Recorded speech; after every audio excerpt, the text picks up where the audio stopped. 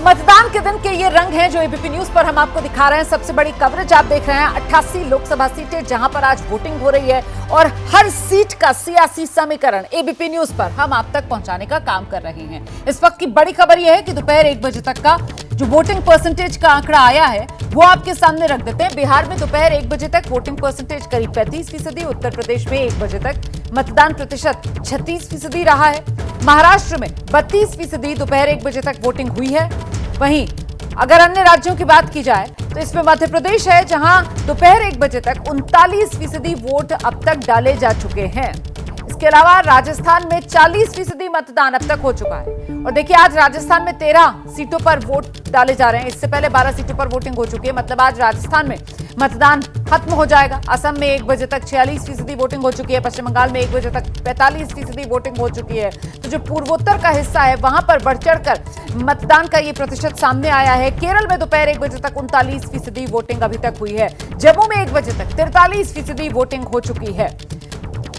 तो कुल 13 राज्य जहां पर 88 सीटों पर वोटिंग हो रही है। मणिपुर में दोपहर 1 बजे तक 54% वोटिंग का आंकड़ा सामने आया है। ये तस्वीरें मैं आपको दिखा रही हूं जिसमें आप देख रहे हैं किस तरीके से जो वीवीआईपीज हैं वो वोट डालने के लिए पहुंच रहे हैं। इसमें राजस्थान के पूर्व मुख्यमंत्री अशोक गहलोत को आप देख रहे हैं, जिनके बेटे वैभव गहलोत को जालोर से इस बार कांग्रेस के प्रत्याशी हैं वो वोट डालने के लिए पहुंचे। वैभव गहलोत भी अगली तस्वीर आप देख रहे हैं, कांग्रेस प्रत्याशी जालोर से वो वोट डालने के लिए पहुंचे हैं। पप्पू यादव को आप देख रहे हैं, खुद निर्दलीय प्रत्याशी के तौर पर बिहार की पूर्णिया सीट से चुनाव मैदान में है वोट डालते हुए। शोभा करंदलाजे को आप देख रहे हैं, बेंगलुरु नॉर्थ सीट से बीजेपी के प्रत्याशी वोट डाल दिया है उन्होंने। हर्षवर्धन श्रृंगला को आप देख रहे हैं, वोट डाला उन्होंने। आप बीजेपी के नेता देख रहे हैं आर अशोक वोट डालने के लिए पहुंचे और साथ ही क्रिकेटर टीम इंडिया के कोच राहुल द्रविड़ वोट डालने के लिए पहुंचे।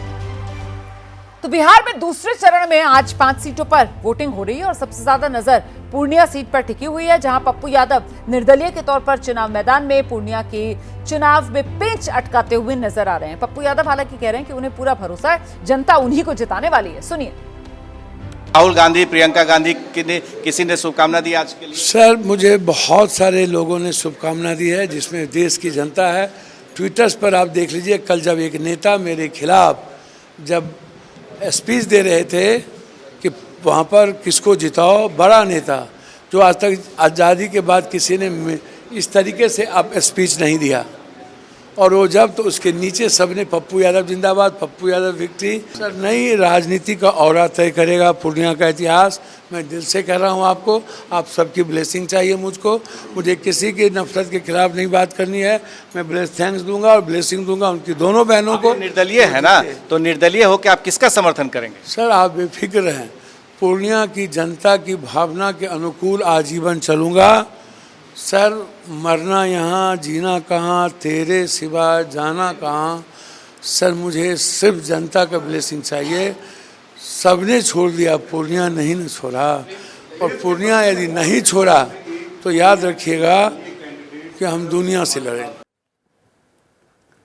और आइए अब आपको जरा तस्वीरें दिखा देते हैं। एक तरफ पश्चिम बंगाल की 3 लोकसभा सीटें जहां पर वोट डाले जा रहे हैं, वहीं प्रचार में जुटी ममता बनर्जी की तस्वीर सामने आई है, जहां मिदनापुर में प्रचार करने के लिए जब ममता बनर्जी पहुंची तो मंच पर किस तरीके से ममता बनर्जी थिरकती हुई नजर आई, तस्वीरें आपके सामने हैं।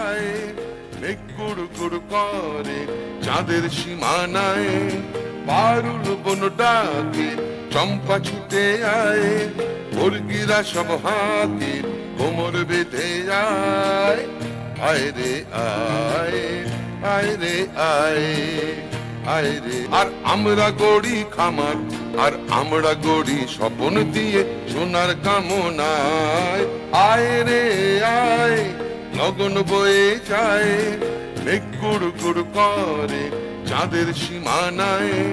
পারুল বন ডাকে চম্পা ছুটে আয়, মুরগিরা সব হাতি কোমর বেঁধে যায়। আয় রে আয়, আয় রে আয়, আয় রে। तो बंगाल चुनाव प्रचार में दीदी का ये अलग अंदाज देखने के लिए मिल रहा है। और अब मैं आपको दक्षिण भारत लेकर चलूंगी। केरल की सभी 20 की 20 सीटों पर आज वोटिंग हो रही है। वायनाड जहां से राहुल गांधी मतलब विपक्ष का जो सबसे बड़ा चेहरा है वो चुनाव मैदान में उतरे हुए हैं, वहीं वायनाड से बीजेपी के उम्मीदवार हैं के सुरेंद्रन। वो कह रहे हैं वायनाड के वोटर राहुल गांधी को टाटा बोलने वाले। के सुरेंद्रन कह रहे हैं अमेठी से नामांकन की तैयारी करके राहुल ने वायनाड को ठगा। लोकसभा चुनाव के दूसरे चरण में केरल की सभी 20 सीटों पर मतदान हो रहा है और बात करने के लिए मेरे साथ हैं केरल बीजेपी के प्रदेश अध्यक्ष के सुरेंद्रन, जो वायनाड में उम्मीदवार भी हैं और चुनौती दे रहे हैं राहुल गांधी को। सुरेंद्रन जी, वोटिंग का दिन है आज, सबसे बड़ा मुद्दा क्या वायनाड में और केरल में, और आप कैसी संभावना देख रहे हैं खुद अपने लिए वायनाड में और पूरे केरल में बीजेपी के? ना, वायनाड सबसे बड़ा मुद्दा विकास है ना, ये पूरे देश में सबसे अंडर डेवलप्ड कॉन्स्टिट्यूंसी है Wayanad. No train service, no drinking water, no good roads, even today no medical college, no higher educational institutions. जनजाति समाज है 20% से ज्यादा। कॉलोनी में बहुत बड़ा प्रॉब्लम है ड्रिंकिंग वाटर का, मेल न्यूट्रिशन का, वो टॉयलेट का। ये विकास का मुद्दा आपको जीत दिलाएगा 100%, बिकॉज पिछले चुनाव में राहुल गांधी जी को बड़ा बहुमत वायनाड दिया, 4.3 लाख वोटों का मेजोरिटी मिला। उसके बाद राहुल गांधी जी क्या किया वायनाड के लिए? ये neglected Wayanad, betrayed Wayanad, criminal negligence. He came only 7 times. He's not attending any problems, not raised any issues related to Wayanad in parliament. So people are very much fed up. Big anger against Rahul Gandhi. हमें कोने कोने वायनाड जिले के कोने कोने में लोग कह रहे हैं ना इस बार bye bye Rahul, welcome Modi.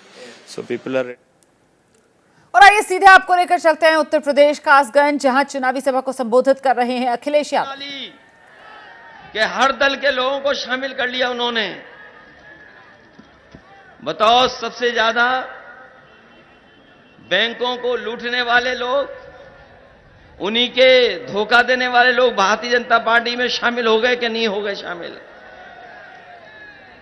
और जो लोग कहते थे, जो लोग बड़े बड़े सपने दिखाते थे कि हां चप्पल वाले हवाई जहाज में चलेंगे, बताओ सब कारखाने बिक गए कि नहीं बिक गए सरकारी? ये लोग जो परिवारवाद की बात कर रहे हैं, सच्चाई तो ये है कि ये भारतीय जनता पार्टी के लोग और एनडीए वाले लोग हमारे आपके पीडीए परिवार से घबरा गए हैं। ये पीडीए परिवार हमारा पिछड़ा, दलित, अल्पसंख्यक और आदि आबादी वाला ये पीडीए परिवार।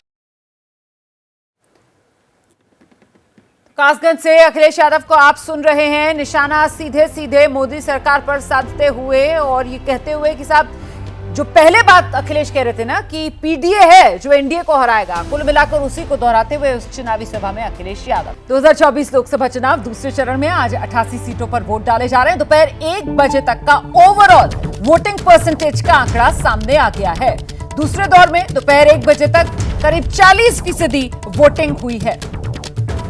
अगर अभी तक आपके इलाके में वोटिंग हो रही है, आपने वोट नहीं दिया तो वोट जरूर दें। और आइए सीधे अब मैं आपको लेकर चलती हूं, अमित शाह जो हैं वो इस वक्त राघवगढ़ में चुनावी सभा को संबोधित कर रहे हैं, सुनते हैं। भाई और बहनों, कांग्रेस पार्टी सालों से गरीबी हटाने का बात करती थी, 4 पीढ़ी तक बात करी, मगर कुछ नहीं हुआ। 10 ही साल में मोदी जी ने 25 करोड़ गरीबों को गरीबी रेखा से बाहर निकालने का, 80 करोड़ लोगों को हर महीना 5 किलो अनाज प्रति व्यक्ति प्रति माह देने का काम नरेंद्र मोदी जी ने किया। 12 करोड़ शौचालय बनाने का काम नरेंद्र मोदी जी ने किया।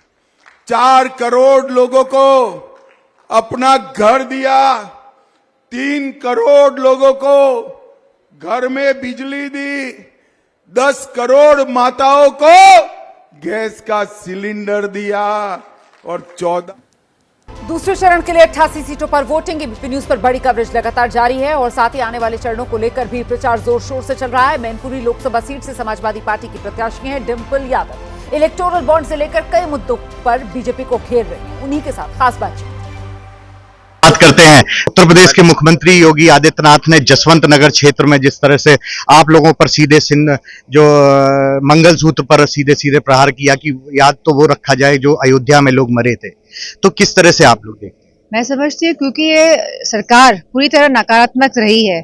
आज युवाओं को ये रोजगार नहीं दे पा रहे हैं। इनको ये बात कबूल करनी पड़ेगी, इनको ये बात मतलब कि एक्सेप्ट करनी पड़ेगी कि ये लोग नहीं कर पा रहे हैं जो इनके वादे थे।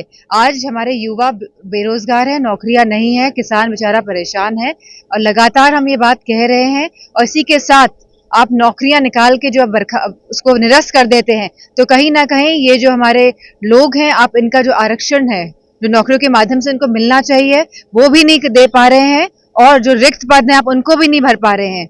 आप मतलब पेंशन पुरानी स्कीम भी बहाल नहीं कर पा रहे हैं। तो आप हर कोने से चित हैं। तो इसी बौखलाहट में ये मंगलसूत्र जैसे स्टेटमेंट्स आ रहे हैं और हमें समझना पड़ेगा कि यह डिफ्लेक्ट करने वाली राजनीति का एक पैतरा है इनका। जसवंत नगर एक मजबूत दुर्ग है समाजवादी पार्टी का। जिस तरह से सीधे सीधे शिवपाल यादव पर भी कहा गया कि पंजीरी खाएं और इसी तरह से परिवार के लिए बोले कि बदायूं से भी आदित्य हार जाएंगे, धर्मेंद्र यादव ना चाहते हुए भी वहां भेज दिया गया। मैं समझती हूँ हम सभी लोकसभा सीटें समाजवादी पार्टी भाजपा को हरा रही है और जब आप रिजल्ट देखेंगे तभी आप पाएंगे कि भाजपा बुरी तरह उत्तर प्रदेश में हार रही है। और वो भी इसीलिए क्योंकि 7+10 साल की जो सरकार चली है उसमें प्रदेश में कोई भी सुचारू रूप से कार्य नहीं किया गया है और भ्रष्टाचार चरम सीमा पर है।